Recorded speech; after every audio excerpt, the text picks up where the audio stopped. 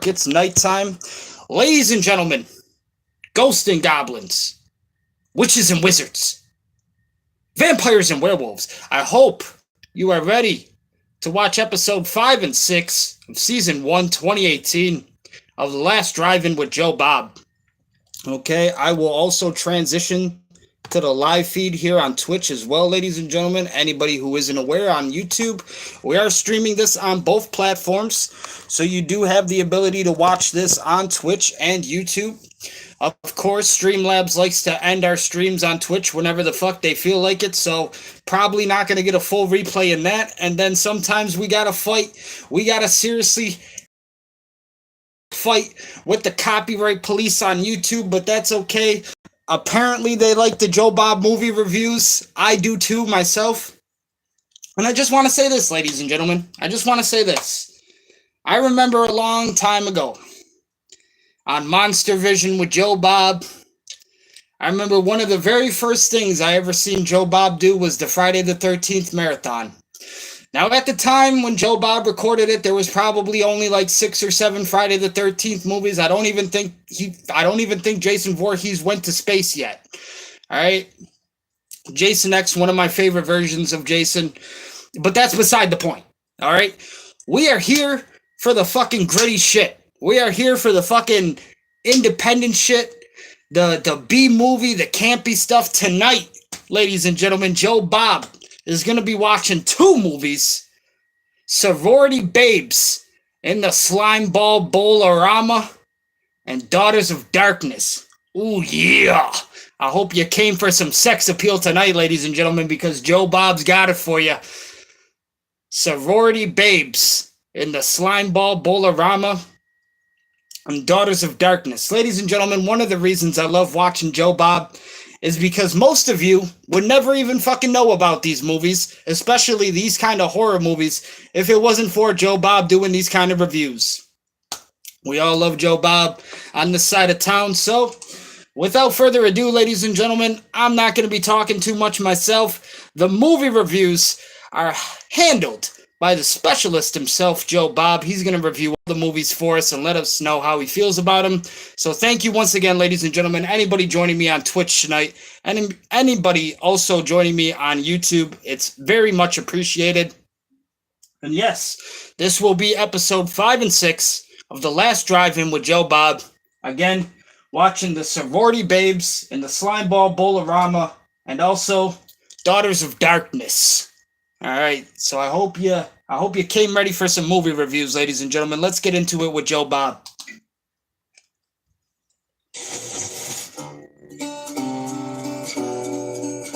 Okay, we're moving from the early 80s East Coast graphic slasher movement to the late 80s West Coast bubblegum slasher movement. What we have... It was the East Coast, ladies and gentlemen. It was the East Coast. Have some pride. New York City, we created the slasher movement. We created the slasher genre damn near. And what did they do on the West Coast? They copied us. They copied us entirely, and that shit was all bubblegum. That shit was all sex appeal. That shit wasn't no slasher movies. Alright, Jason was filmed, fucking Friday the 13th was filmed in New Jersey. God damn it. They never had a fucking Camp Crystal Lake in California. Fuck out of here, Hollywood. Is pretty much the ultimate 1980s direct-to-video LA movie. LA director, LA actors, LA locations, LA philosophy. Everything about this movie was LA related, okay? You had California actors. You had a California director. It was probably even filmed in California, ladies and gentlemen. Again, Sorority Babes in the Slimeball Bowl-orama. Probably a lot of fucking perverts out there in California. I wouldn't deny it. But those are the kind of movies that they were making when it came to the slasher genre. In other words, brain candy for the dimwits. And we love that here on the Last Drive-In Marathon. We live for that. I'm talking about Sorority Babes in the Slimeball Bowl-orama. That's what we're here for, ladies and gentlemen. We're here for the B-movie shit. Quigley, our #1 scream queen in the 80s. Linnea just loves playing a bitch. And this was one of her foul-mouthed punk queen classic roles. Excellent movie in the $100 budget range. I'm Joe Bob Briggs, and we're now heading into the Iron Man portion of the Dusk to Dawn. About $100 budget range. I know the feeling. It's my swan song, my farewell to movie hosting, my affectionate tribute to the greatest scary movies of my generation, your generation, and our grandpappy's generations. And so you're probably wondering, why are so many of these movies from the 80s? And that's because after careful analysis of all the movies in horror history, these were the cheapest ones. But ladies and gentlemen, after the 80s, Hollywood started to take note of what was happening in the horror community. Okay, they started to realize, hey, maybe we can actually make some money off of these fucking horror movies that people are paying so much to see, like Texas Chainsaw Massacre, Halloween, Friday the 13th, Nightmare on Elm Street. Around the 90s, like the start of the 90s, that's really when Hollywood got their foot in and started to, make a lot of the decisions when it came to a lot of this higher budget stuff. But really, early 70s, fucking early 80s, that was all independent filmmakers, okay, ladies and gentlemen? Like I said on our last drive-in with Joe Bob, I love John Carpenter's version of Halloween because he is the creator of Halloween, okay? It isn't the Halloween that you see today with all of the bullshit that happens. That's usually handled by all the executives. John Carpenter only wanted to originally make 2 fucking Halloween movies because he didn't think he could fucking write or direct 9, 10 fucking Halloweens, okay? And that's why they were always handled by other people after him. also because in the 80s, there were a handful of directors in LA who decided, you know what, I'm not going to fight this new video thing.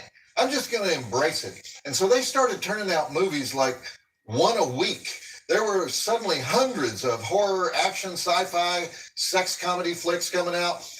Still happens out there today, but it's not as much fun. LA people in general are not that much fun anymore. Like, I'll tell you one thing I can never understand. I fly out there, I fly into LAX, which is like flying into a place where they stack 967 bus stations on top of one another. And so I always feel sorry for the person who's supposed to pick me up. And so I say, don't worry about me, I'll just jump on that subway. When you say the word subway to somebody in LA, they have no idea what a fucking Subway is in California, ladies and gentlemen. No, I'm not talking about the fast food restaurant for some of you fat asses out there. I'm talking about the train station that we use here in New York to fucking use as transportation because some people can't afford a car, okay? Sometimes you gotta hop on a train and you gotta get around that way. You get one of the following responses. What? Excuse me, would you repeat that? Oh, I'm sorry, I thought you were already in California. We don't have a subway. Nobody rides a subway. Are you crazy? You'll get stabbed. That subway didn't go anywhere. Good luck with that.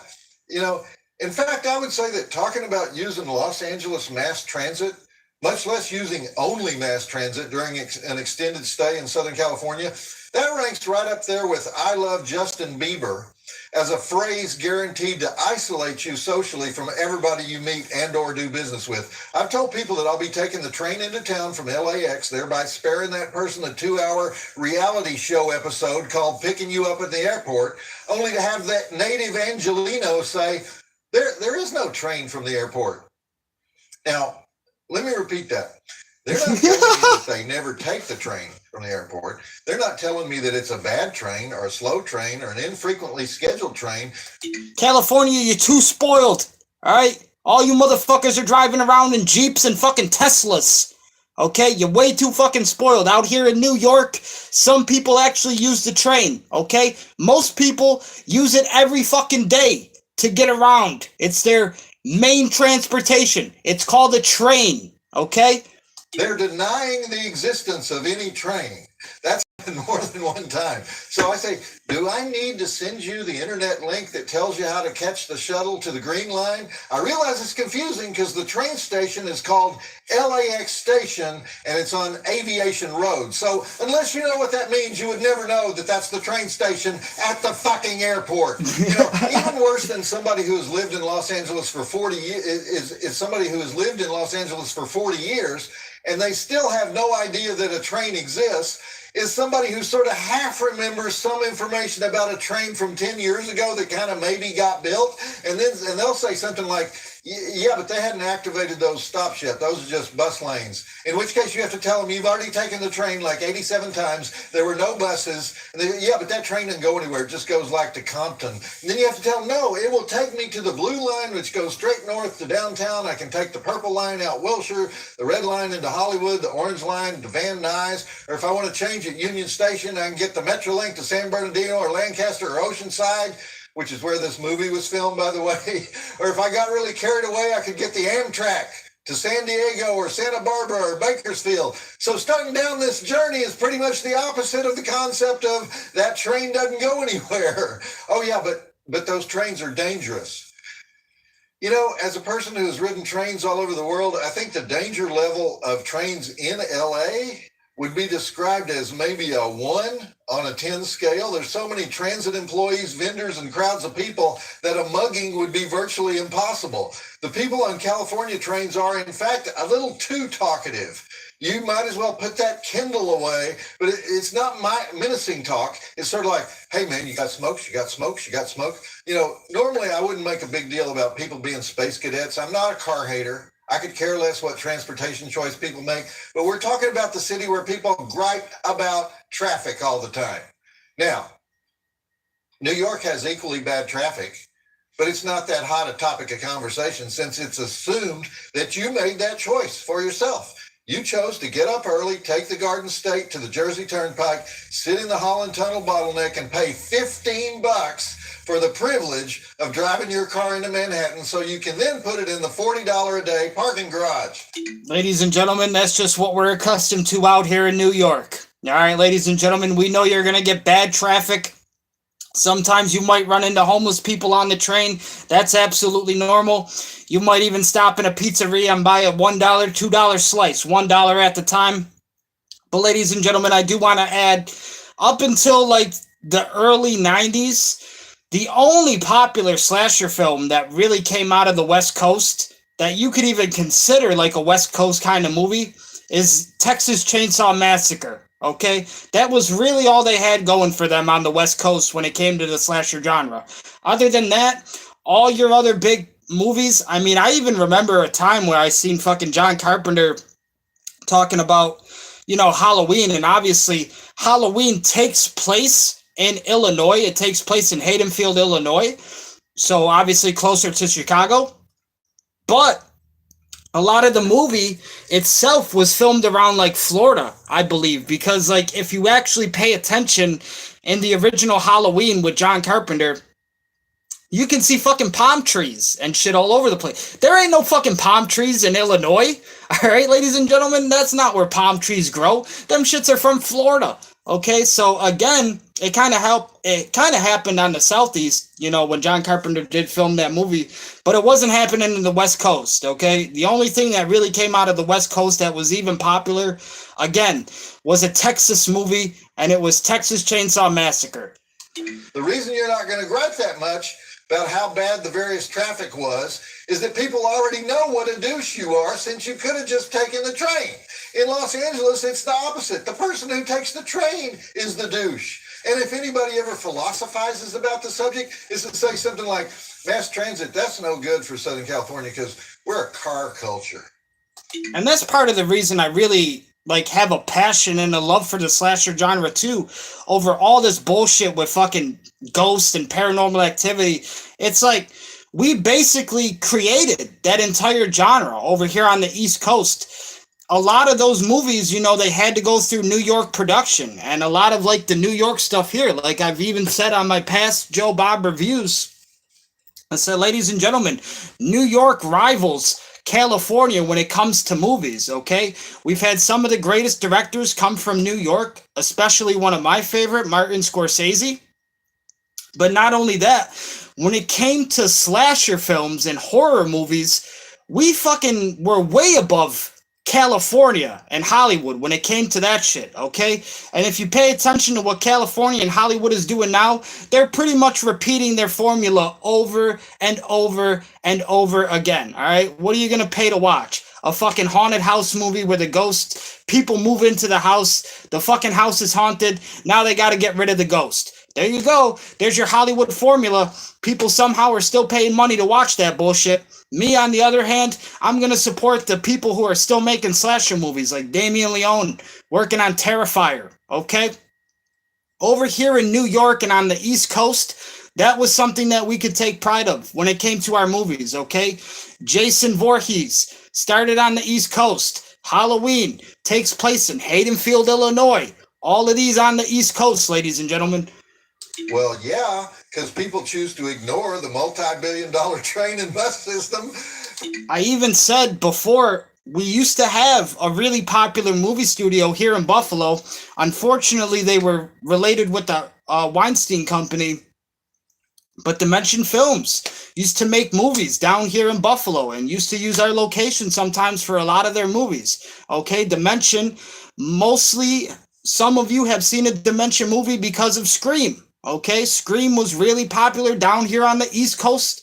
Also, again, the slasher genre, New York, Dimension, in Buffalo. It was all a part of our fucking life. It was all a part of our culture. For a city with the kind of sprawl that LA has, that system is amazing. You know, it works. So why does everybody deny that it exists? Remember 5 or 6 years ago, they had Carmageddon in Southern California. The 405 freeway was being shut down for construction at Mulholland.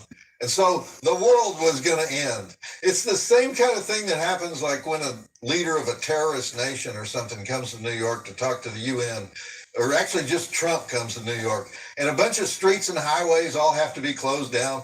And they have all these reports on the radio, you know, alternate routes would be the 4 train, the B train, the path from Jersey City, you know. And so Carmageddon is about to take place in LA. And for some reason, this is a worldwide story. But nobody is saying, so the alternate routes, according to the Los Angeles County Metropolitan Transport Authority, would be the following express bus routes and the more frequent rail departures, which would be like the duh thing to do, right? Yes, you would have to take east-west. You would have to go across the Santa Monica Mountains at some other canyon. You would have to go out of your way. But there's no mention of that. They don't do that. Instead, you know what they tell people? Stay home. You know, the only reason people would be told to stay home is that the leaders of the city, the people who presumably built the multi-billion-dollar mass transit system, are the same people who say the train don't go to the airport. I know it's hard to believe, but what other explanation could there be? Nobody needed to stay home. You would only think that if you were proceeding from the assumption there's no alternative to getting in your car. Like the entire city smokes so much medical marijuana, they forgot they have trains and buses. And then when they occasionally remember that they do have a transit system, they invent phantom criminals who are getting ready to reenact the taking of Pelham 1, 2, 3, only worse because Denzel Washington is not there to save us. And so actually the only sinister thing I've ever seen happen on the Blue Line is illegal Snickers sales. You know, no doubt terrifying the first-time riders, cutting the umbilical cord that ties them to Bel Air, which is fine with me because I can stretch out on that shuttle on my way to the secret LAX station. Okay, don't get me wrong. Some of my best friends are in LA, like almost all the people in this movie.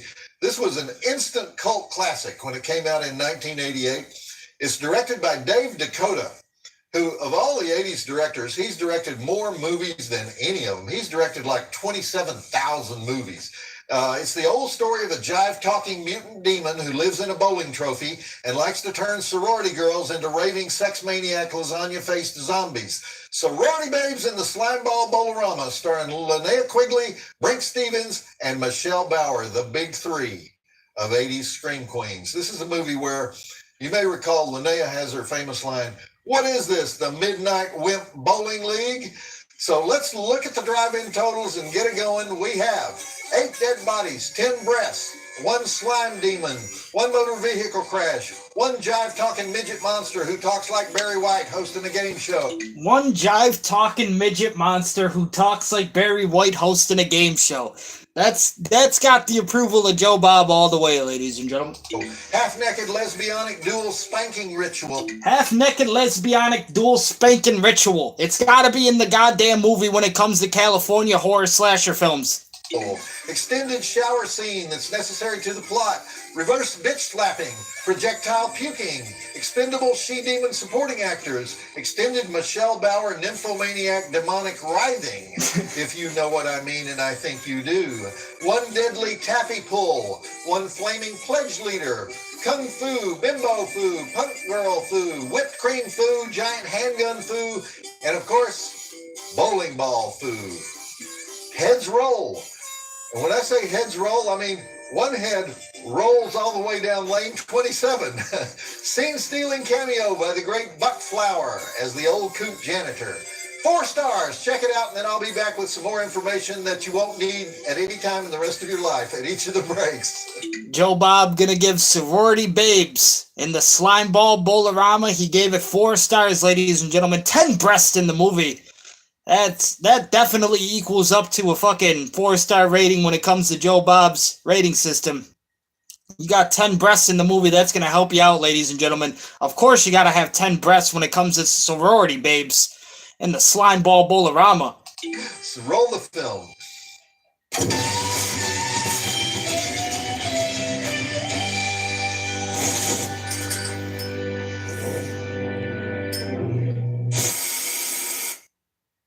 So now Joe Bob's first segment break at about 25 minutes into the movie. Yes, things are at the Camino Plaza Shopping Center in Carlsbad, California, where this movie was filmed in 9 days by the amazing Dave Dakota. Now, since this is a Dave Dakota movie, there will be absolutely no plot to get in the way of the story. This thing will move like lightning, slowing down only for naked breasts and butts and the occasional bloody head. Speaking of which, how many times did Babs hit the butts of Michelle Bauer and Brink Stevens in that scene?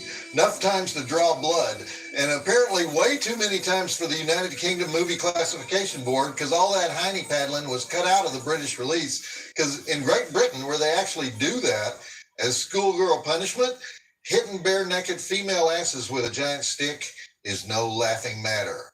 So, this is the first starring role for Linnea Quigley. Dave Dakota was such a big fan of hers that he just gave her the script and said, you can play any part you like in this movie. And so, of course, she chose to play Spider the Punk Girl. Linnea Quigley was at the peak of her popularity in 1988. She actually made 6 films that year, including Nightmare Sisters, A Nightmare on Elm Street 4, Dead Heat, Night of the Demons, and the immortal Hollywood Chainsaw Hookers. Now, she'd been around for a long time. Davenport, Iowa girl she went to Hollywood, started acting while she was working at a health spa, and she first got noticed as the Dream Girl in Fairy Tales in 1978, and her breakout role was Return of the Living Dead, where she was the hot punk girl who dances naked on top of the tombstone. Linnea has made 125 films, is known as a total sweetheart. She's one of the most popular guests at fan conventions. Brink Stevens and Michelle Bauer, the 2 sorority pledges, they were the other 2 iconic scream queens of the 80s. And in fact, Dave Dakota did a movie as late as 2014 called 3 Scream Queens, starring Michelle, Linnea, and Brink. But Dave was just starting out his career in 1988. He'd been in Hollywood for about 8 years. Came down from Canada, got work for Roger Corman as a production assistant. And then his first feature was in 1986, and he would end up doing 138 films. Who works that hard these days? Over the next 30 years, he's still turning them out today. He's still making movies. 138 plus movies. Full Moon Entertainment. He did one of the Puppet Master films. Many others for Charles Band. Apparently, after all that time and all that fucking effort was spent in making those movies, he finally landed an opportunity on one of the more successful movies that we know here in the horror community, Puppet Master. And Charles likes Dave because Dave shoots him hard, fast, and dirty. Okay, roll it. We'll have more slime ball trivia at the next break. Hard, Fast, and Dirty should be a movie title. Hard, Fast, and Dirty. Starring Joe Bob, ladies and gentlemen. Queens, you know, one of them's hard, one of them's fast, one of them's dirty. I know all 3 of them, so, and I'm not saying which is which. It's like a spin on Charlie's Angels, all right? We're going to have one that's hard, one that's fast, and there's definitely going to be one that's dirty. I'm thinking it, though. I think I know which is hard, which is fast, and definitely which is dirty, so damn.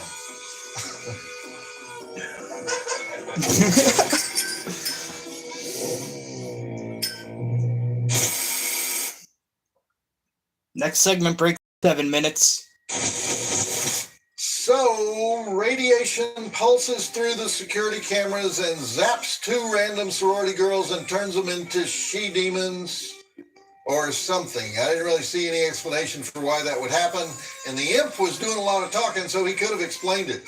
The original title of this movie, by the way, was The Imp, but almost everybody who looked at the dailies saw that the obvious title had to be Sorority Babes in the Slimeball Bowl-O-Rama. It just hit you like a ton of bricks, and so they made that change.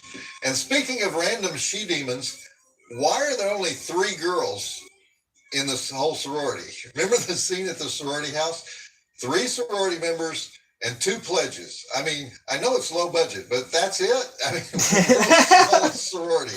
And now the only one left is Babs. I mean, I don't know the budget of the movie yet, ladies and gentlemen, but again, like Joe Bob said, it probably was very low, okay? They could only afford to get 3 sorority girls to play the part of the sorority cast for the movie. So definitely probably a low budget here, especially in California terms. only non-zombie member left in Tri-Delt.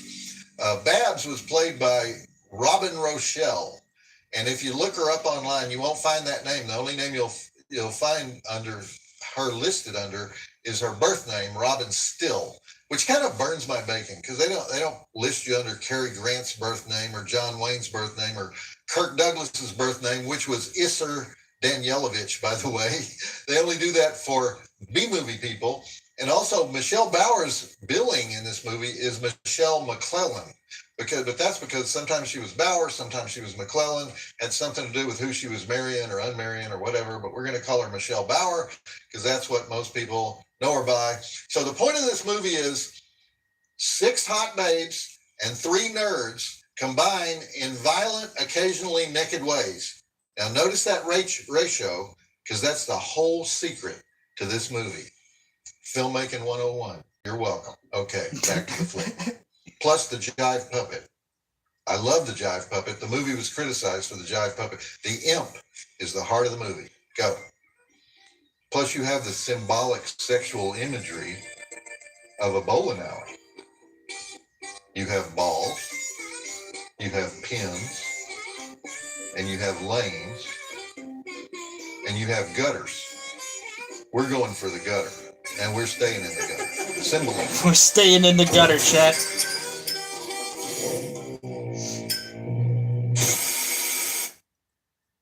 Next break at 50 minutes in the movie.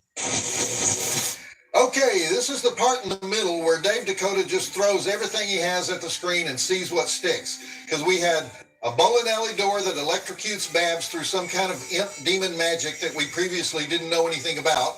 We had gold turned into wood. We had Brink Stevens' prom dress turned into tatters. We have one of the sorority bitches turn Bride of Frankenstein and get her she-demon sister to go all kung fu on Brink, while Michelle Bauer is sexing that guy to death.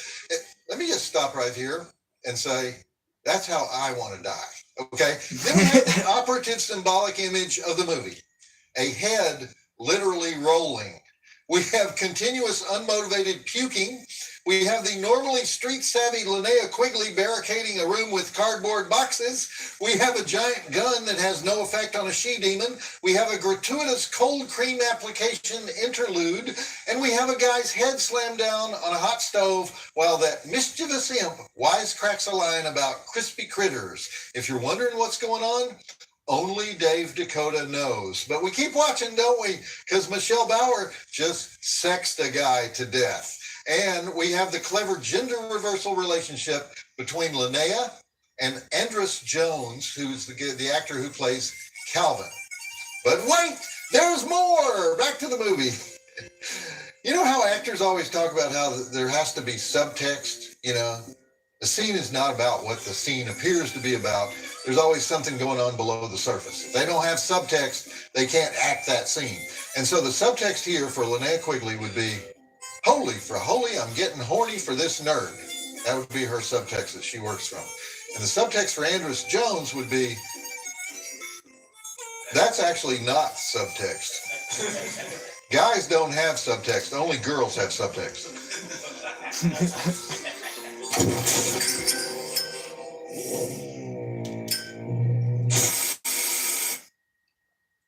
Next break, 57 minutes. So just after 7 minutes. What was that, a 30-second segment? Jesus. And yet Dave Dakota had plenty going on, didn't he? Including a sermon about smoking, a nerd punk girl bonding moment, the girl named Taffy being pulled apart like Taffy, more puking by the titular male star, an extensive exposition speech by the pimp imp, and yet another impressive bowling death, or apparent death, because apparently Babs's squashed head has simply demonized her.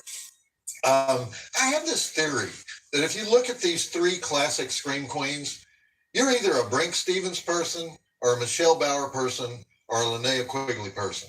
Because like Brink, she's the intellectual Scream Queen. She actually has a master's degree in marine biology, but bless her heart, she chose exploitation film instead of a career saving the whales. And she has an amazing 74 acting credits and was the model for Betty Page in the Rocketeer comic books. So she's a brainy sex symbol. Michelle, she's more redneck. She's from Montebello, California. Where is that? That's East LA, right? Redneck City. And she was a Penthouse Pet of the Month back in 1981. So Michelle is just pure sex and a lot of fun. She has 142 acting credits, and that's not counting the stuff she did X-rated. It was only a couple of movies. It wasn't very much. She did a couple scenes with her boyfriend at the time. So Michelle is the I'll do anything girl. And then we have Linnea. And I think the reason the guys go crazy for Linnea is that she's sexy, earthy, tough, and she'll probably just use you like a sex toy, which is exactly what most nerdy guys are looking for, right? So Linnea just has 125 acting credits, but as I pointed out earlier, she still makes the rounds of the conventions, and she still does the tombstone dance when requested. So who would win the three-way cat fight, do you think? Linnea, no question. She would win. She'd claw their eyes out. Okay, back to... Joe Bob's gonna put his money on the triple threat. He's going with Linnea, chat. 80s Scream Creams for you. The movie. So, which reminds me, sometimes at those horror conventions, they have bikini mud wrestling. Or bikini oil wrestling, or whatever, which sounds like a great idea, but it's not Michelle, Linnea, or Brink. You think it's going to be Michelle, Linnea, or Brink. It's whatever random horror girl shows up. And so you go to see it, and then you see things that you don't really want to see because of the angles and the positions and what they're wearing. And most people shouldn't do bikini mud wrestling. It's a specialized sport. It's not for the many. It's for the few, if you know what I mean, and I think you do.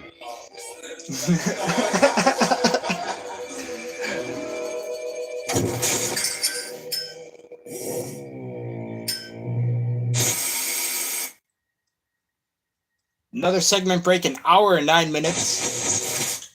That's the late, great Buck Flower as the janitor doing all the exposition for the whole movie in one brilliant scene. And that story he tells about Dave McCabe, the gutterball bowler in 1956 who used demonic spells to become the tournament champion.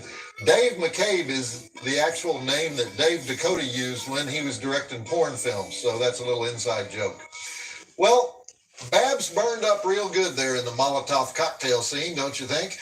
That actress was Robin Still. She was 26 years old at the time of this movie, and she only lived 8 more years. She was also known for Slumber Party Massacre, American Ninja 4, but she had a drinking problem, and she died by suicide in 1996. Sorry to bring everybody down with that, but I should also mention Andrus Jones as Calvin. Andrus was only 19 years old when he made this movie, which was his first movie, and he's been in several films. He's probably best known for Nightmare on Elm Street 4.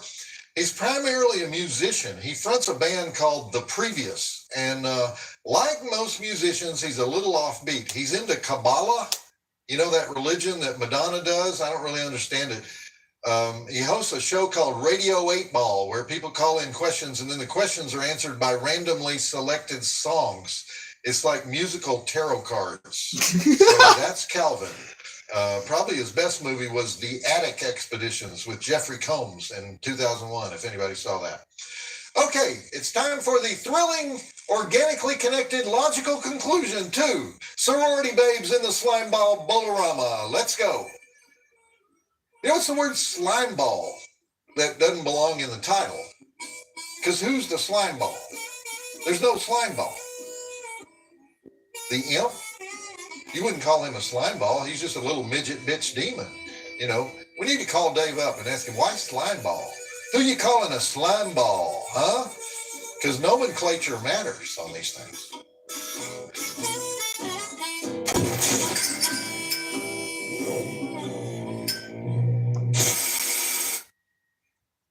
All right, ladies and gentlemen, so this is after the movie. This is Joe Bob's final thoughts on Sorority Babes in the Slimeball Bolorama.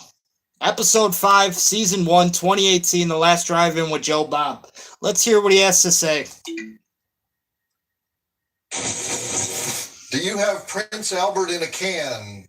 A visual version of the old phone prank. Well, let him out. I can't believe they ended with that.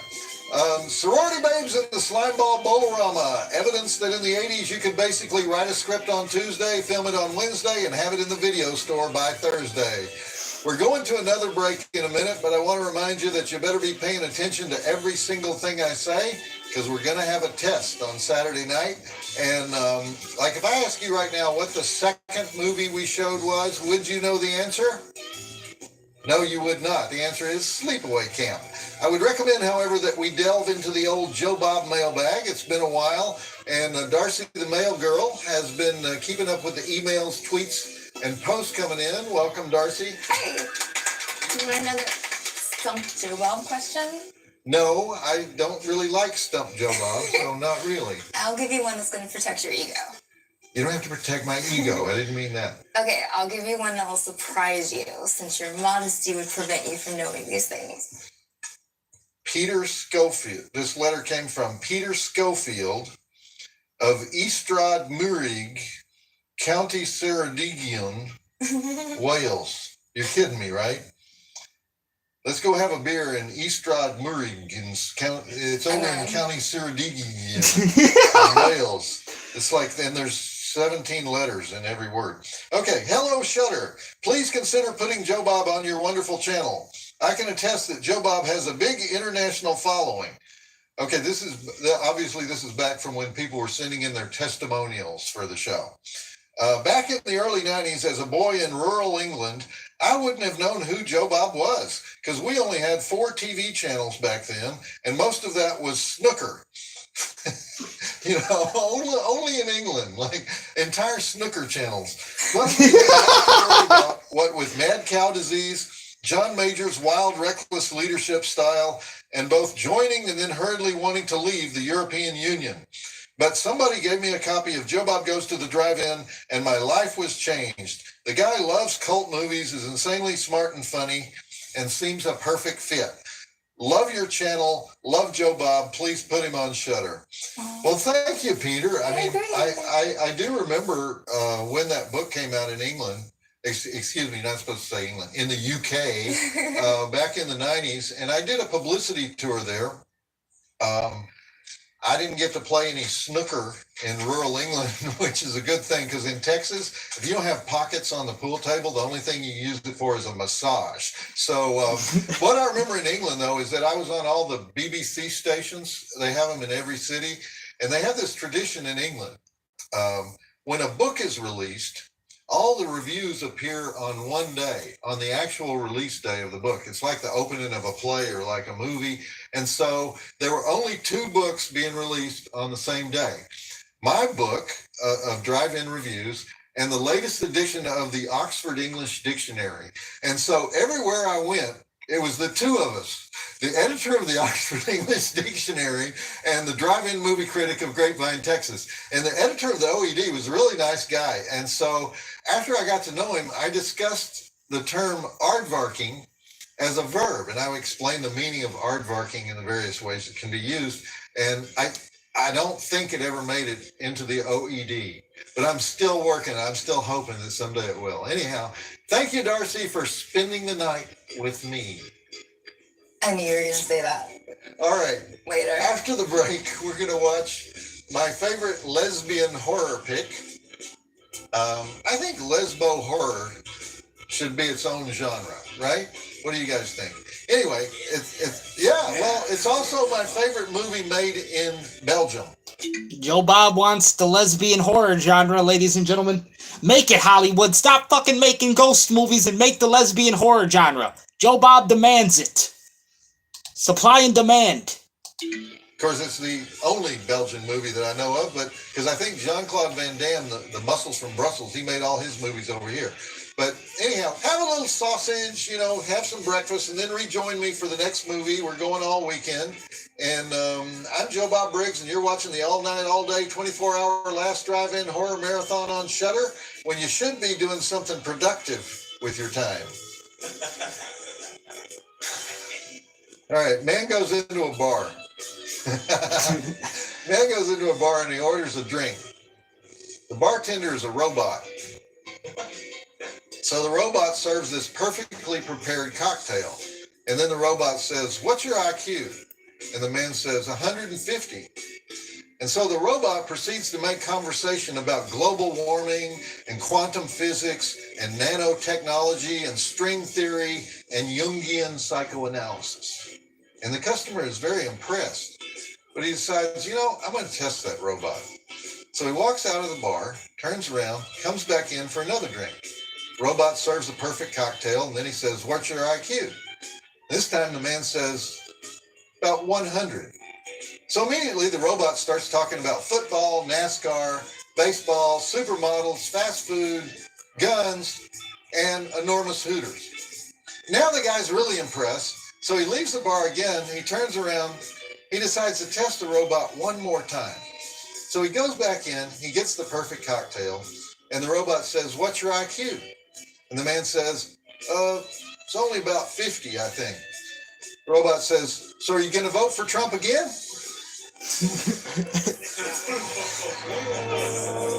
And now, ladies and gentlemen, going into episode 6.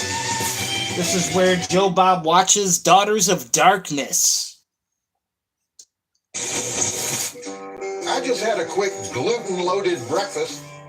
I told him to add extra gluten to the pancakes and the sausage. I'm Joe Bob Briggs. Coming up next is the most... Again, ladies and gentlemen, me personally, I do not like to eat bacon for breakfast. I only eat bacon about once or twice a year. America, stop putting bacon on fucking everything. You put bacon on fucking French toast. You put bacon on pizza. You put bacon on cheeseburgers. You put bacon in salad. These motherfuckers put bacon in ice cream. Stop. Eat a fucking pancake. Eat a waffle. Have a bowl of cereal. You're gonna give yourself a fucking heart attack. Artsy fartsy horror movie ever made, Daughters of Darkness. I love this movie, and I can't even tell you why I love it. It comes from the lesbian vampire era of horror, which ran from about 1970 to 1975, but it's sort of in a class by itself. I think it's the only Flemish movie that I've ever hosted. Wait, is it Flemish or Belgian? Or is that the same thing? Well, we'll figure all that out in a minute after the thick, syrupy gluten settles down into my pores and I can think clearly. People think gluten makes you fat. Listen to me, people. Gluten has nothing to do with being fat. Unless you have celiac disease, just shut up about gluten, okay? And how many people have celiac disease? 0.7% of the Western population. And not the world population, the Western population. And you know why they say it that way? Because, quote, widespread adoption of the Mediterranean diet has led to all these gluten problems. If we didn't eat all that damn Mediterranean food, we wouldn't be sickly and frail. Like the Roman legion, the Spanish conquistadors, the Spartan warriors, and the Egyptian dynasties. All those lethargic civilizations around the Mediterranean that were overrun by the Canadians somewhere. Yeah. But anyway, in case you haven't been subscribing to the Gluten is Satan Gazette, there's another more basic reason that they say we've all become poisoned with these cream of wheat toxins, because we gave up the hunter-gatherer diet and we adopted the agricultural diet. When we were hunter-gatherers, we consumed different species and varieties of food. Once we became farmers, that number shrank to about, 30 types of food. And what we didn't know was we weren't supposed to eat the wheat. We were supposed to eat the raw Latvian boar and the Pyrenees muskrat and stuff like that. And that's why our guts are all pukey and disgusting. Of course, there's that statistical problem, namely that the last hunter-gatherers, after all those millions of years of hunting and gathering, had a lifespan of 35 years for men and 30 years for women. So, but I guess that's a good trade-off, because if we all go gluten-free, we'll end up dying off in our 30s like the cast of Logan's Run, but we'll have impressive bowel movements our whole lives. Okay, that's enough on gluten. Can you tell that these people annoy me, these gluten people? All right, we're going to watch Daughters of Darkness now, and all I can say is this may be the greatest vampire movie ever filmed in Ostend.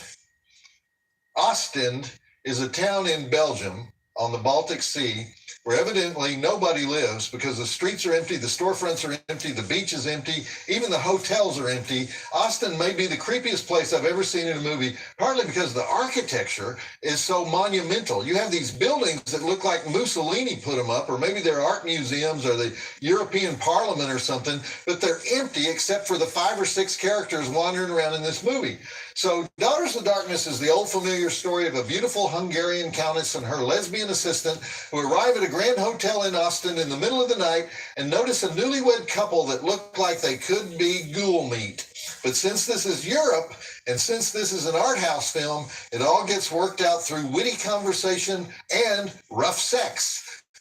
At least until people start dying in incredibly grisly ways. Eventually you start wondering though, who's weirder, the vampires or the cute couple? And why wasn't there a horror renaissance in Flanders? Because they do this one movie and then they quit? You know, so many questions to answer tonight, but first let's look at those drive-in totals. We have 5 dead bodies, 13 breasts. 13 breasts in Daughters of Darkness. You know that's going to add to the ratings. Multiple aardvarking, 1 beach burial, erotic wife beating, weird European music. You know that kind of music that sounds like it was recorded by an accordion player with a monkey? And some of the music that doesn't have an accordion sounds like it's an accordion anyway. You know, only in Europe they do that. But attempted live burial, 1 motor vehicle crash and burn with explosions, blood slurping, mutilated beauty, spooky makeup mirror, bloody window specter, a gratuitous murder scene with rubberneckers, gratuitous turquoise cocktail, lots of atmospheric long shots where the sky is orange, foghorn foo, shaving razor foo, belt foo, fruit bowl foo, Drive-In Academy Award nominations for John Carlin as Stefan, the sexually confused husband who wears those cheap French leather jackets with the lapels and loves dead people for saying, you don't love me, I don't love you, we were made for each other. Danielle Ouimet as the traumatized wife who says, Stefan, I'm frightened of you. Delphine Seyrig as the beautiful blonde countess with a purple feather boa who was here 40 years ago and hasn't changed a bit, for saying her beauty secret is very simple, a very strict diet, lots of sleep. And Andrea Rao as the nympho lesbo mini-me Ilona for saying, I won't be able to wait another night. And the other one is more beautiful. You don't need me anymore. 4 stars. Joe Bob says, check it out. 4 stars. This is one of those movies. See, it's hard to explain this movie because it's one of those movies that when you say, so how was the movie? People start using words that they never use in regular life. You know when people do that? It was mesmerizing, Joe Bob. Mesmerizing. It was surreal. Oh, really? Like Salvador Dali or something? Hypnotic, Joe Bob. It was hypnotic. You know, you want to say, well, do you remember any of it since you were under hypnosis and mesmerized and everything? And Joe Bob, it's a psychosexual fever dream. A guy really said that. And it was a guy that you don't want to think about him being psychosexual. Plus, what is psychosexual? I think it means you watch so much porn, they have to give you electroshock.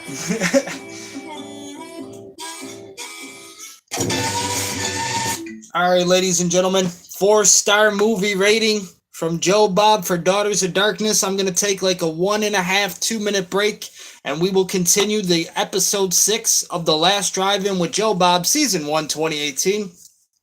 And of course, he will be reviewing Daughters of Darkness. You know I love my vampire movies, chat. I absolutely love the vampire movies, and I absolutely love them even more when they got sexy lesbian vampires in them. So we'll be right back, and we'll see what Joe Bob has to say about the rest of the movie.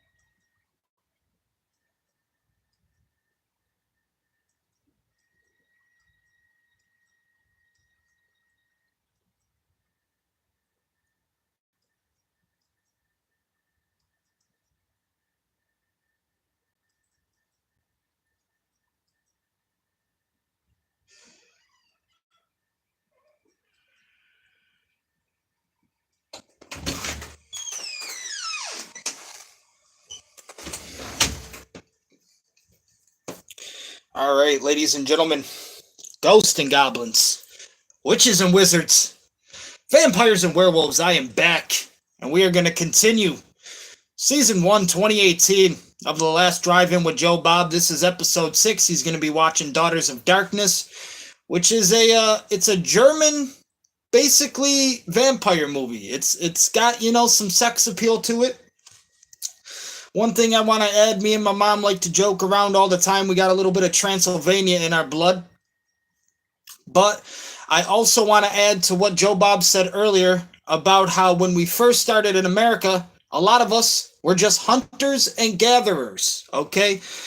And isn't that the American dream, ladies and gentlemen? I feel like it is. I honestly want to get to the point where I'm just self-sufficient and I can just rely on my own work to basically pay the bills, okay? I don't believe in answering to the man.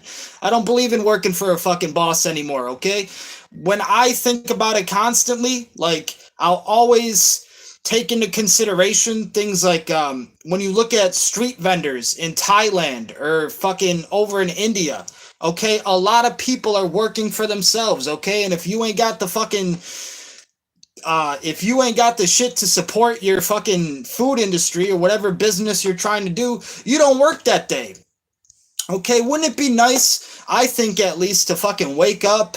Sometimes you want to put out some music, maybe that makes some money, or maybe you're like bitch ass Easy Mill, where you don't put out any fucking music at all and you still make a fucking paycheck. I think that's the American dream, ladies and gentlemen, okay? And even in somewhere like where bitch ass Easy Mill comes from, the Philippines, they're basically all self-sufficient workers, okay? A lot of people over there are basically working because they have something that they do themselves, okay? Whether it's being a hunter, whether it's being a street food vendor, or maybe you just go out and fucking deliver milk to people's house, right? Door to door.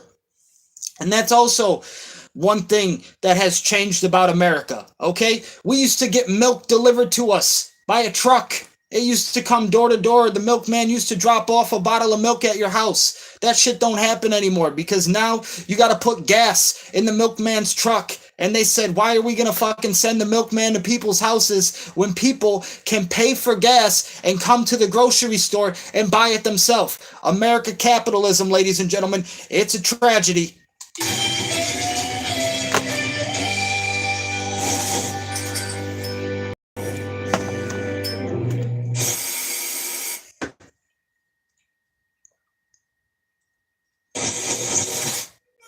Okay, now that you've seen the grand vista of the resort city of Austin in the winter, and you've already gone to Expedia to start planning your vacation for next February, haven't you? And I'm not kidding, after seeing this movie, I want to go there. That big creepy hotel is still in business. But you're going to want to know a few basic facts about the great nation of Belgium. So our movie takes place in Flanders, which is basically here. It's about 40%, all of this. It's about 40% of the land area of Belgium up here by the water. It used to be called the German Ocean, now it's the Baltic Sea. And it was directed by one of the premier directors in Flanders, born in the Flemish city of Antwerp, which is somewhere up in here, I think. Getting a little bit of a geography lesson here from Joe Bob. Again, ladies and gentlemen, most of the movie is focused around more of like a German kind of Belgium lineage. And I guess also crosses into that Austrian kind of border. But again, most of it is foreign to us Americans. So I doubt any of you have ever fucking watched Daughters of Darkness and probably wouldn't even know about it if it wasn't for Joe Bob. Yeah, generally this area. Harry Kumel. So this part of Belgium down here, by the way, is where the Walloons live. You know, you never hear about the Walloons. Everything's always the Flims. The Flims are up here. The Walloons are down here. The Flims are evidently cooler than the Walloons, the Walloons speak French, by the way. The Flims speak Flemish. It's like a fucking North Korea and South Korea rivalry, ladies and gentlemen. It's even happening here in Belgium. My God. Which is not to be confused with Dutch, which actually should be confused with Dutch because basically It's Dutch. But then you have this little sliver over here in the very far east where they speak German. And I only mention that because two of our main actors in the movie are German. The actors in this movie are German, French Canadian, American, Belgian, Dutch, and Alsatian Swiss Lebanese. There's an actress who is Alsatian Swiss Lebanese. So that Alsatian Swiss Lebanese. That's why they're all speaking English, because otherwise it would sound like the Chipmunks Christmas album. Anyway, the reason the story happens in Austin. So the movie is basically compiled of all these foreign actors, and they all just decided, fuck it. Everybody just speak English. Everybody just talk in American, because if anybody else was to watch this movie, they're going to be like, what the fuck? How did they compile all these actors from all these different parts of Germany and Belgium? So everybody just basically comes to the conclusion the movie is going to be filmed in American English. Which is here, is that's where you get the ferry to go to England. And our newlyweds missed the ferry. That's why they're staying overnight in the world's biggest mausoleum. Although actually today there's no more ferries from Austin, because I looked that up. You have to go to Zeebrugge, which is somewhere up here. Basically because it's too depressing to hang around Austin, even if you are a native Flim. So I'll explain all this later. But we've just had the grand entrance of Delphine Seyrig, one of the most famous actresses in France at the time this was made, and she will now proceed to steal every scene of the movie. Okay, roll it. Also down in Wallonia, this part of Belgium down here, they don't all speak French. Some of the Walloons actually speak Walloonish. There's only two places in the world where ethnic Walloons speak the Walloon language. Namur, which is the capital of Wallonia, where the most ancient Walloons live. And you think I'm making this up? The most ancient Walloons live. Right. You think this is a Marx Brothers country, that there's no such thing. I'm telling you, Walloons are real. And Walloons are with us on this earth. Walloons are real, chat. Walloons are with us on planet Earth. Just know. Yeah. The other place that speaks Walloonish is Door County, Wisconsin, on Lake Michigan. Walloons that snuck in. I'm telling the truth. Look it up in Walloonopedia. The Walloons snuck into Wisconsin. They're taking over Wisconsin, chat.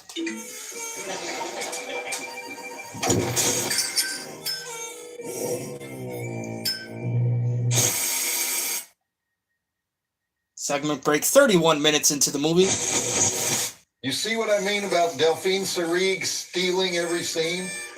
One interesting thing that Harry Kumel, the director, did with her is that he dressed her in the colors of the Nazi party. So she's always in red, white, or black, which is a very European thing for a very European director to do, by the way. This movie just drips with art house pretension, but it's one of the few European horror flicks of this era that I can stand to watch, actually. Now, I don't count Hammer films as European. England is just completely different. But it was a big surprise when Delphine Seyrig agreed to play the Countess Bathory because she was seriously the hottest actress in France, one of the hottest actresses in Europe at the time this thing was made. And she has a really strange bio. She was born in Beirut. Her mom was from Switzerland, and her mom was the pioneer of women's competitive sailing and a Rousseau theorist. Yes, that's what I said. Her father was from Alsace, which is kind of like Wallonia. Nobody knows exactly where it is, and he was an archaeologist. So right after World War II, the family moves to Paris when Delphine is in high school, and she quits school to study acting, and she's a success on the stage in Paris. And then she moves to New York to study with Lee Strasberg. Only the old bastard won't accept her into the actor's studio, so she hangs around Greenwich Village and she ends up starring in the only movie that the Beat Poets ever made, Pull My Daisy. She was the wife of the artist Larry Rivers, and then she goes back to Paris and she makes one of the most famous European films of the 60s last year at Marienbad in 1961, and Alain Resnais was the director of that film. It won all the awards. She becomes Alain Resnais's girlfriend, even though she's married, which is also a very French thing to do. She collaborates with Samuel Beckett on the stage. She stars in film after film, play after play. She's the toast of Paris. She's always compared to Greta Garbo. Although for this film, Kumel tells her, I want you to be Marlene Dietrich. Because the French were always obsessed with those golden age Hollywood movie stars. So, all right, you know what? I'm going to tell you the one role that Americans have seen her in, though. In The Day of the Jackal, pretty early in the movie, the Jackal crosses into France from Italy. He's on his secret mission to assassinate de Gaulle, remember? He needs to spend the night somewhere, so he seduces a French woman, and they have hot sex at her place. And then, of course, she's found dead the next morning because he's the Jackal, and he needs to continue his mission. So that was Delphine Seyrig, and everybody remembers that brief performance because, man, was she hot. And another thing is, she wasn't that interested in doing this role, but Alain Resnais talked her into doing it because this was the golden age of lesbian vampire movies. Most of them came out of Hammer Films in London, and you had The Vampire Lovers, Countess Dracula, Vampires with a Y, Mary, Mary, Bloody Mary, Vampiros Lesbos, one of my favorites, Shiver the Vampires, Fascination. Not that I watched all of these or anything, but I have to admit, Joe Bob has definitely watched a good amount of the sexy lesbian vampire movies, ladies and gentlemen. Do not doubt that statement. There is something about the lesbian element that makes the vampire story much better. But the very first one actually was Blood and Roses, way back in 1960. Elsa Martinelli and Annette Streuberg starred in the Carmilla story, directed by Roger Vadim. We have to say all the French ways of saying it on this show. Okay, our weird newlyweds have just come back from a side trip to the medieval city of Bruges, right here. And this is Ostend. Here's Bruges. And they even took a tourist boat through the empty canals that wind through the empty streets where the only thing to look at is a murder scene that gets Stefan so excited he knocks his wife down and doesn't want her touching his penis later on the bus from Bruges to Ostend. It's the small things that's in this movie. Okay, roll it. Bruges is the capital of West Flanders. I was going to explain its role in the Hanseatic League, but I thought better of that. Good for you. The canals, that's all you have to know. They got canals out the wazoo in Bruges and all up through here, you know.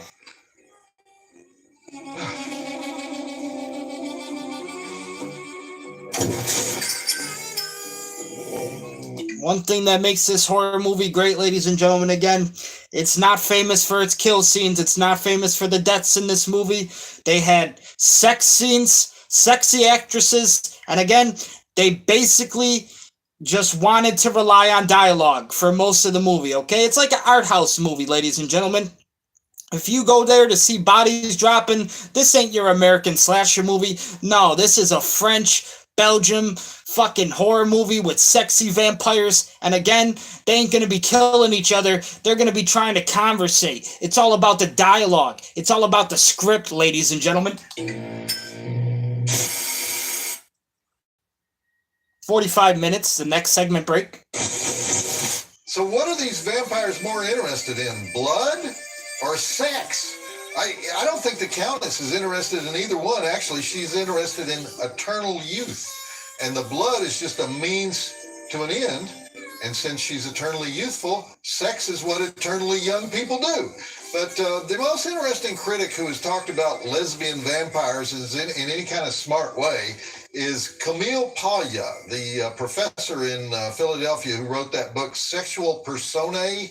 And she loves this movie. She loves Daughters of Darkness. And she says this particular genre is called psychological high gothic, which is a genre I had never heard of before. But then she goes on to say, yeah, it comes from the tradition of the poem Christabel by Coleridge. that was kinky as hell, and the story Ligeia by Edgar Allan Poe, which is kind of vampire-y and zombie-like. But anyway, her point is, if the movie is about butchery and blood-sucking, then you're missing the point, because the point of being a vampire is dominating others in an erotic way. So it's a form of pagan worship. Am I being too English majory? I think I am. All right, I want to talk about Danielle Ouimet as Valerie, the little pork chop that the Countess has her eye on. Remember when we showed Rabbit and I was talking about maple syrup porn, and the first big hit in maple syrup porn was a movie called Valerie? That was Danielle Ouimet. That was her big breakthrough movie, the movie that started the Quebec film industry in a big way. So Danielle Ouimet made a second maple syrup porn movie called Initiation, and then that Canadian company, Cinepix, that was getting ready to, they were getting ready to invest in Daughters of Darkness. And they told the Belgian producers they'd put in money, but only if Danielle Ouimet got the role of Valerie, because she was guaranteed box office in Canada.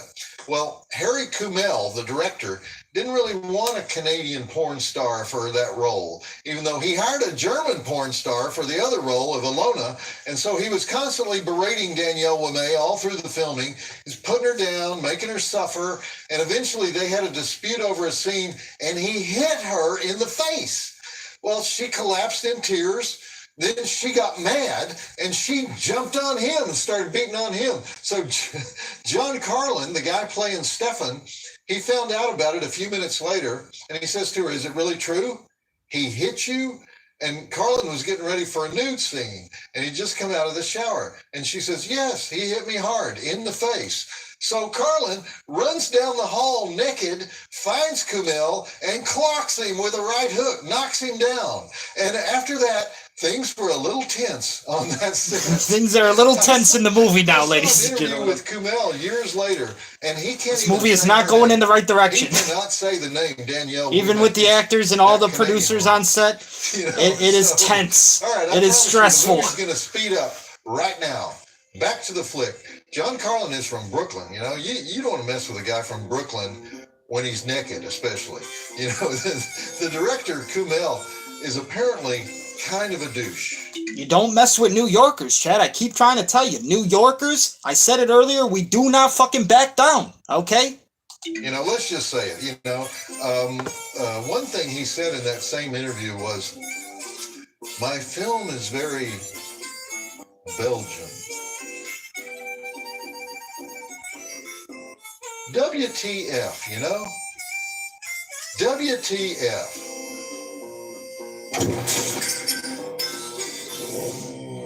So now even the actors and the producers are fighting with each other on set for this movie.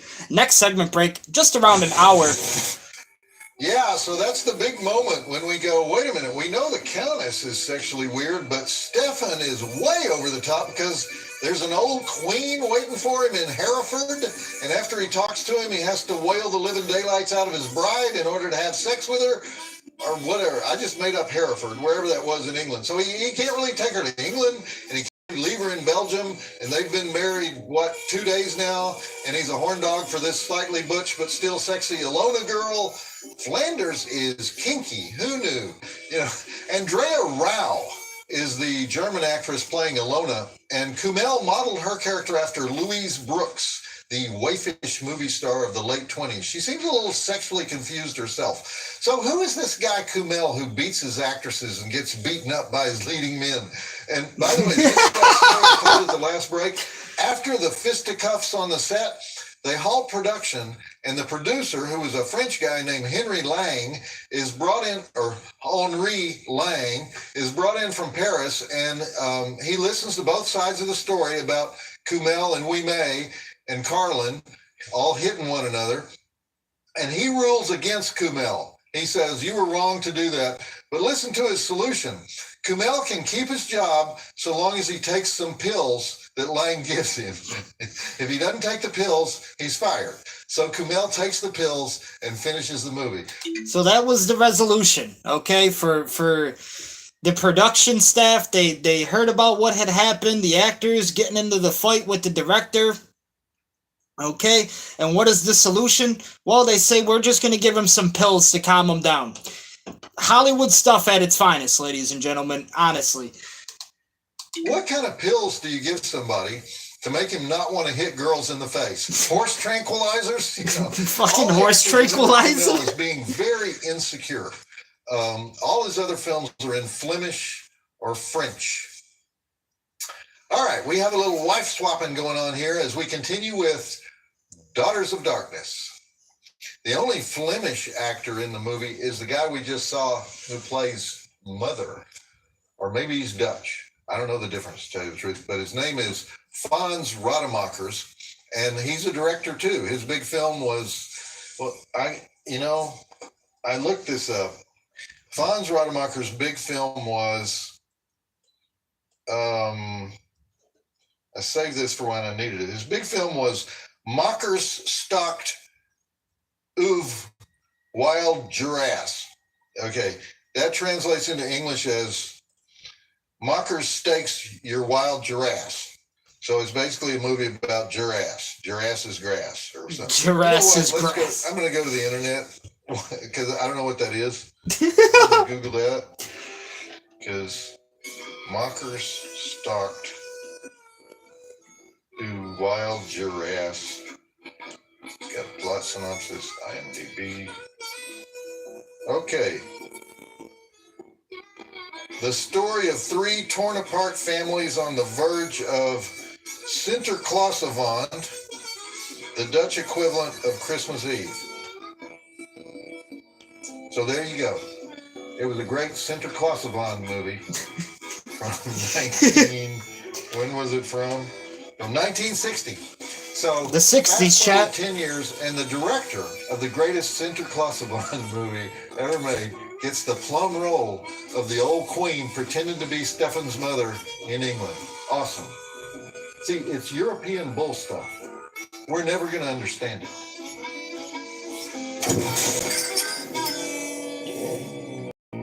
Like I said, ladies and gentlemen, these are European horror movies. An hour 20 for the next segment break. By the way, that weird car that the Countess drives that looks like it might be German is actually a British car called the Bristol that was only made in the 1950s. So she's driving an elegant car, but an old car. And I also wanted to mention that, unfortunately, Andrea Rao had apparently been putting in some beach time, because when she goes all full frontal with Stefan, you can see her tan lines. I don't think vampires are supposed to have tan lines. Okay.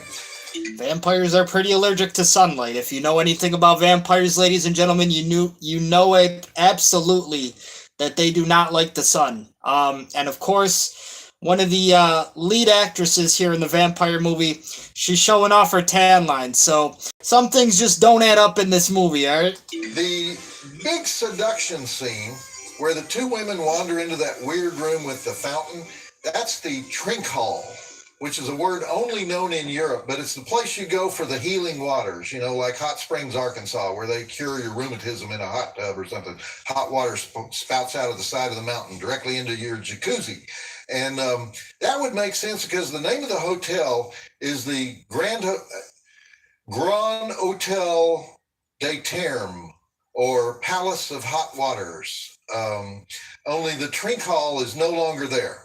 So if you check into the Palais des Termes tomorrow, you won't be getting any weird beard spa treatments. They got rid of those. Now, why am I going into this? Because the hotel is supposed to be a place of healing, but the Countess has turned it into an empty place of death. And you may have noticed that much of the film is shot at dusk and at dawn, the times when vampires come to life and go to sleep. And that's the hardest time to shoot a movie. And it makes everybody nervous because you got to set up. And if you're shooting on 35 millimeter film in 1970, you got about 15 minutes of good light and then you lose it. So they were setting up this complicated shot with the two women on the beach at dusk. And at the end of the shot, Danielle Ouimet as Valerie is supposed to say one word: yes. So they wait for the magic hour. They start shooting. The camera moves. The dialogue happens. And she doesn't say yes. So the director calls cut. He asks her why she didn't say yes. And she says she just didn't feel it. And he said, look, you have to say yes. At the just wasn't feeling it. Doesn't work for me, brother. End of the shot. So they set up again. They go into the shot. She says yes this time, but it's late and it doesn't match the shot.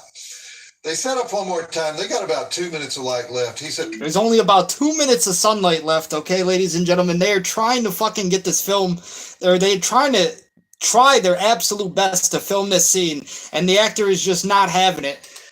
no matter what, just say yes when the camera gets here. She still misses it. Fortunately, a huge wave hits the beach, and they pick up the sound of the wave at the precise moment she's supposed to say yes, and so it allows Kumail to dub in the yes later. But at the time this was happening, Delphine Seyrig pulls the director aside and he says, "Don't worry, Harry. The audience will only be looking at me." So Kumail likes to tell this story and then say, "And that is cinema." No, that's a self-involved bitch movie star, Harry. Europe, they're different from us. They just really are. Daughters of Darkness. It was written by Jean Ferry, a weird but popular French screenwriter who doesn't really get enough credit for this movie. It's very subtle, but the moments are priceless. It's the kind of movie that rewards repeated viewings. All right, it's time for the shocking conclusion to Daughters of Darkness. You got to watch the movie a couple times to really get a grip on the understanding for what the fuck is going on in it. She had become a radical feminist at a time when that was not so common. And so she wanted the Countess to be a man-hater, which works when you're trying to seduce a woman who's just had the crap beat out of her by a man she married 2 days ago. And by the way, I should explain this. When you have two French actresses and they say, "I despise you, you're disgusting," that means I love you. Just explain that for the non-art house crowd. Gérard Depardieu would understand what I'm talking about there. Gérard Depardieu has nothing to do with this movie. I just wanted to say Gérard Depardieu.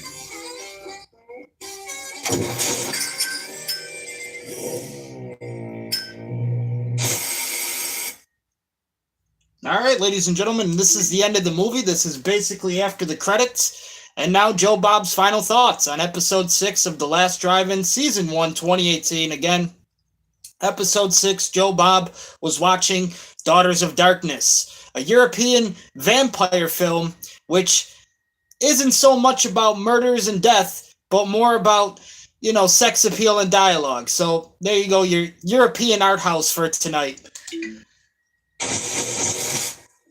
A lot of people don't like the coda to that movie. They think it's tacked on. It should have ended with the Joan of Arc shot, the one where the Countess is impaled on the stick and she's burning up, which I should add follows the Christ on the cross shot when Stefan dies and the two women each start sucking on an outstretched bloody wrist.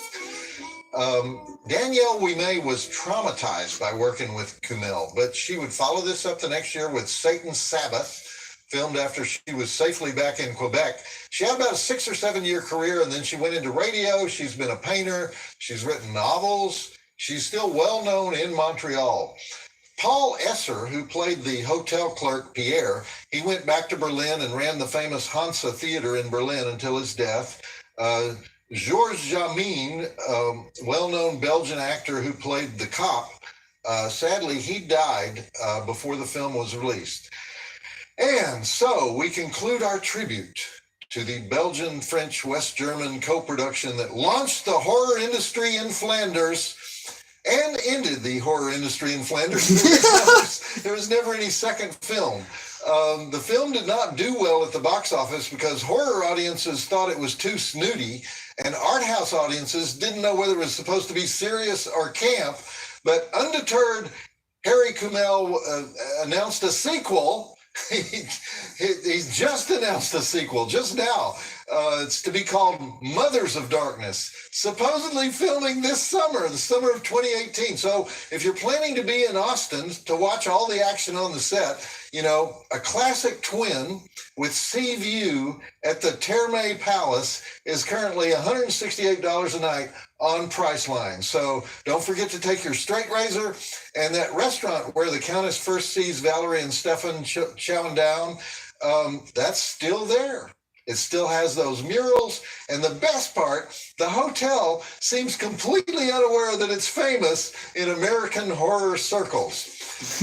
All right, I'm getting a second wind here because we're about to go from one of the classiest horror films ever made to one of the grossest. The original Gore film, back when nobody knew what a Gore film was, made by the late, great Herschel Gordon Lewis.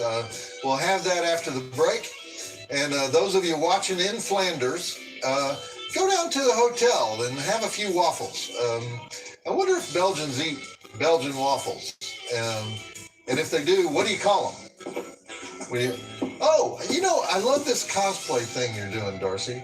It's nice. Oh, Bob, I'm frightened. You're frightened. Of you. Of the two choices, you pick Alona. Good job, though. I'm Joe Bob Briggs, and you're watching the all day, all night long 24-hour marathon called The Last Drive-In, because I ain't doing this twice. 24 hours. And there you go, ladies and gentlemen. That was it for episodes 5 and 6. The lovely Darcy, the mail girl, brought in a beer just for Joe Bob so he can continue his movie watch-alongs. It's just very nice gestures from Darcy the entire series, ladies and gentlemen. A lovely assistant, Darcy the mail girl, for Joe Bob in The Last Drive-In. But that will do it for tonight, ladies and gentlemen. We hung out. We watched some horror movies with Joe Bob. Unfortunately, we didn't get to see it when it was live. We just seen more of his edited review version, but it's still good nonetheless. I enjoy having a good laugh with Joe Bob every once in a while. So, ladies and gentlemen, just to give you a rundown of our schedule coming up, tomorrow we are going to be watching Friday Night SmackDown. Of course, we can't stream it on YouTube, but we can stream it here on Twitch. So anybody watching on YouTube, unfortunately, you probably won't get to see that because YouTube did issue me a warning. You're not allowed to do the WWE watch-alongs anymore. So unless we want to get a strike and have that lead into fucking 3 strikes and you're out, then, we can't do the WWE watch-alongs anymore.